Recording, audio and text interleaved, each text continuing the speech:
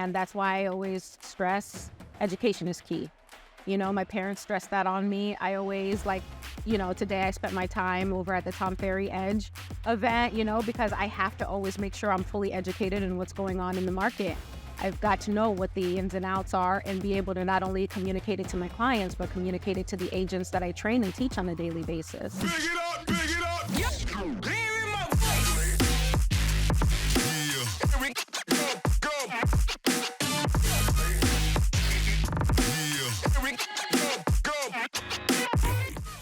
All right, welcome to Let's Talk Real with Mel. We are here with Romana Simplice of the Romana Simplice Group at Engel Volkers, right here in the Tampa area, St. Petersburg? Yes, correct. Okay, right, St. Petersburg. So she is a team lead here and has a team. Tell us a little bit about your current team, and then we'll dig a little deeper into kind of where you started. Okay, again, my name is Romana Simplice with the Romana Simplice Group at Engel Volkers Real Estate.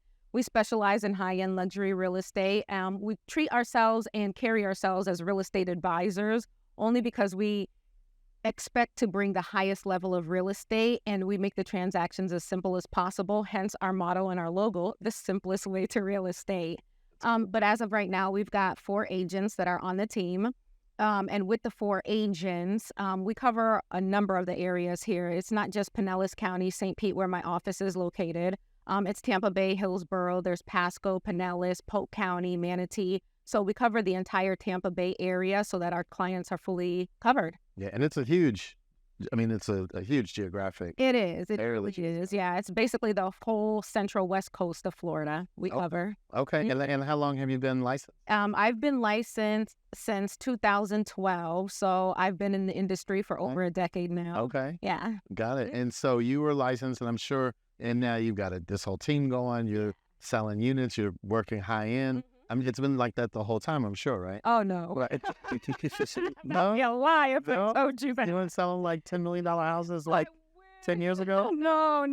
And nobody 10 years ago, especially when you start in the industry, no one's going to trust, especially a young girl the way that I started in real estate. No one's going to trust you with a $10 million asset. So, tell us, how was your start? Okay. What made you get into real estate? Okay. Truth be told, I was working at a bank and I was getting a degree at USF in marketing and in finance. I started in corporate America and I hated it. I literally was doing the full-time grind. And I didn't need to work 40 years to know that I wanted out of the rat race. I had a micromanager boss that made it very stressful to come to work every single day. I needed a change. And after a lot of prayer, and then I even fasted from a recommendation from a friend, I remember 3 days after my fast, I got the answer just from God, just like that, where the word real estate rings so hard in my head that I was like, I gotta go. It's real estate.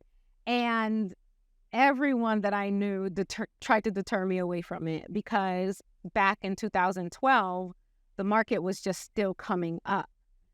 We had the recession in 2008. No one was really buying real estate. And I got licensed and I said, this is my calling. I have to go into this.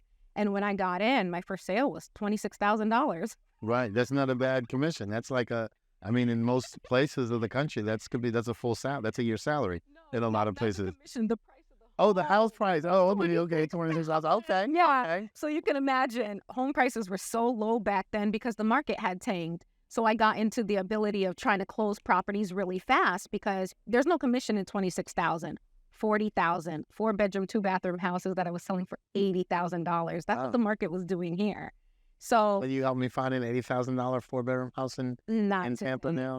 No, all of those homes are $500,000. Right. Oh my God. It's not even funny. Yeah. No. Yeah, but that's what it was at the time that I was selling. So I got really quick at putting the homes together. Just because I had to put food on the table. I was, just finishing college, had my own bills, just bought my own first house. And I struggled trying to make it. Wow. So you're kind of chucking along. Yeah. And you were, I imagine, working by, just getting going. At what point did you decide that you needed some type of administrative help? At what point did you hit a ceiling where you said, I can't? I need to do more, but I can't. Yeah, it was a very good question. And honestly, that's the point that I hit. I wanted to do more, but I couldn't because I was stretched too thin. And at that point, it was advised to me that, hey, you need a TC. You need a transaction manager. You're going to need somebody to take a lot of the load off of your plate. because when you're handling 20 clients at one time, every single one of them need a phone call just for updates on the transaction. And I can't be all that for everyone. So I needed to hire on a TC. The year that I hired the TC which was about the third year in real estate for me, that's when I cleared $100,000 in real estate. Okay. So, yeah. So the TC helped get you to that next step. She cleared up a number of hours for me. And in reality, I look at real estate, and though I help clients and my clients will tell me, Romana, you're there for me every step of the way. Every single transaction has been quantitative down to 10 hours per client. Okay. And people may say, oh my gosh, you work so much all the time. In reality, each client I probably spend no more than 10 hours with, and get from the point of initiation where we speak to the point that I hand you the keys at closing. That's 10 hours worth of work that's happened. Okay. And do you still sit in on all your closings? Yeah, I still do. I love it. That's the best part, right? Yeah. It's just the client's smile, the happiness, the joy, the journey that they've gone through. There's nothing in the world that I would want to miss it. Yeah, I have to be there. Okay. And so now tell me, so your first year in business, just if you can remember, how many transactions do you think you did? I did 24 transactions my first year. Listed 24. 24 in your first year? Yeah, I listed 24, but not all 24 sold. But at the end of the year, I did 24 transactions. Correct. Okay, so you were hustling out of the gate. You know that that's not normal, right? I do know that's not normal, but I have to be very honest. The prices were so low. And, you hear 24 transactions now. An agent doing 24 transactions can make a whole salary and eat good, take care of their family. 24 transactions back then was barely anything, especially with the home prices so low. Yeah. Okay. And so then I guess if we equate that into sales volume, what do you think that number might have been? I don't think I even hit 3 million that first year with the 24. Okay. And then what did you guys do in 2020? 8 million in 2021. I did 8 million. Okay. So that's a huge jump. It's a jump. So yeah, almost triple. Yeah. Triple. So it's good. Yeah. I mean, we all, I think more than 8 million. Yeah. If we got the numbers. I think we're really harsh on ourselves. Yeah. A lot of times. I'm especially harsh on myself because I feel as though my numbers would be higher if I wasn't stretching myself so thin, because in 2021, not only was I trying to maintain production, I was building a team at the same time.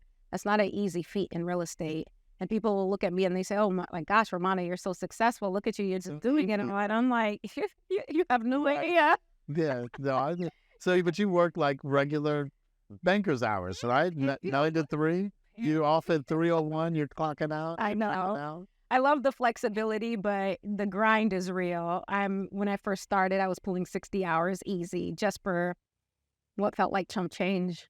But I had an entire vision that was so much greater than I was, and I had to see that vision through. And when I look back at all the countless clients that I've helped and people who would not have had a home ownership if they didn't have an agent like me to just take the time, understand their situation, and help them through their situation no matter what it looked like.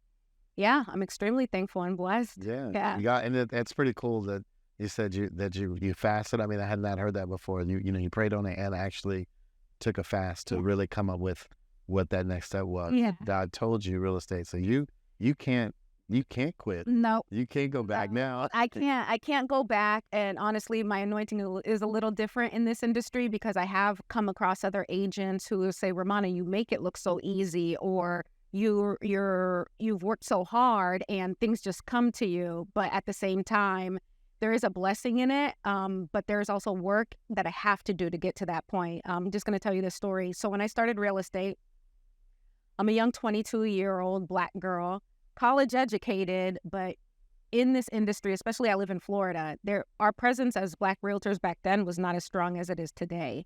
So I had to really grind. People would look at me and they'd say, oh, you're just too young. Oh, you're unmarried. You haven't even lived life yet. Oh, you don't even have children yet.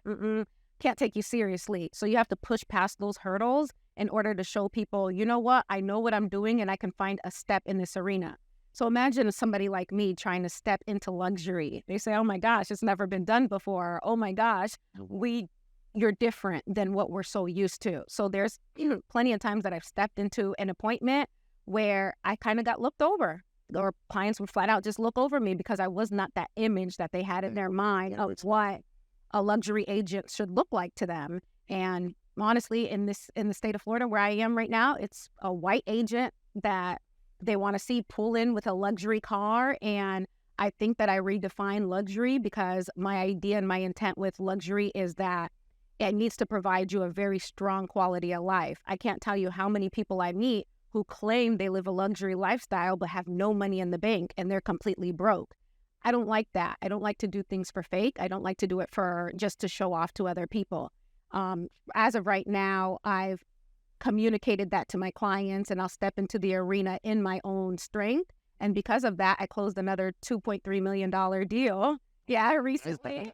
Oh, it's awesome. But you just have to own who you are, what you are. Don't be fake about it. Just go in there and present yourself and just let them know, hey, I'm a wealth builder. Yes, I am the first one in my family that has to do this or is doing it and is going to break $1 million in terms of income. You know, I come from a background where some people, like Trump, would say, I'm from a shithole country. My family's from Haiti. So they might see that and say, you know, you have to dig so much harder. Or I'll tell people that and they say, so sad. And I don't need anyone to look at me like it's a sad case or a sad story. I don't need that because I'm strong in my own sense, you know? I love that. I love that. Yeah. And so I will share. I mean, we've seen that with whether it's real estate, whether it's any business. You know, I was reading an article this morning that, first and second generation immigrants typically, fortunately or unfortunately, do significantly better than, I guess, homegrown, so to speak. Okay. Americans, because of the entitlement thing. They, yeah, kudos to you. Yeah, you're hitting the ground running. You started, you made your decision, you prayed on it, and now you're growing your business and growing your team. So good stuff. I am. I'm pushing past it. So. All right, and in luxury, which is not a as you shared, is not we're not the ideal or what people would wide open for us in luxury. Yeah, so we do have to go in there, and that's why I always stress education is key. You know, my parents stressed that on me. I always today I spent my time over at the Tom Ferry Edge event, because I have to always make sure I'm fully educated in what's going on in the market. I've got to know what the ins and outs are and be able to not only communicate it to my clients, but communicate it to the agents that I train and teach on a daily basis. Right. And I think, and I believe that I'm sure your agents appreciate it and your clients definitely appreciate you taking the care and showing them that, listen, you can buy this, big ass house, but if you're using every single penny and borrow and a gift funds to make it happen, maybe we don't need the $2.3 million house. Maybe we could buy the $1.5 million and we'll be cool. We could buy the $1.5 million, or maybe we could buy a multifamily. Let's build some additional income. Let's figure out something here. But it doesn't always have to look like what the Joneses have.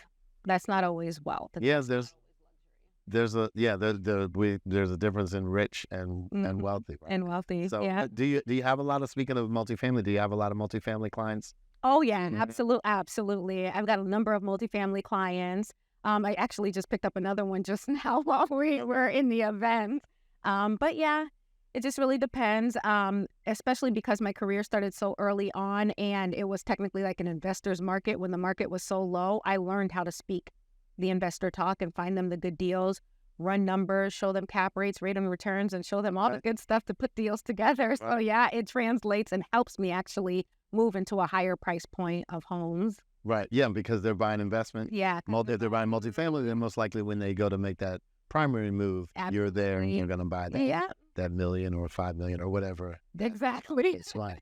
All right. So what do you do? I know you're full-time in real estate, and I would probably say for most of us, part-time in real estate as well. That's your part-time job too. What do you do when you're not like working? What do I not do? Oh my gosh.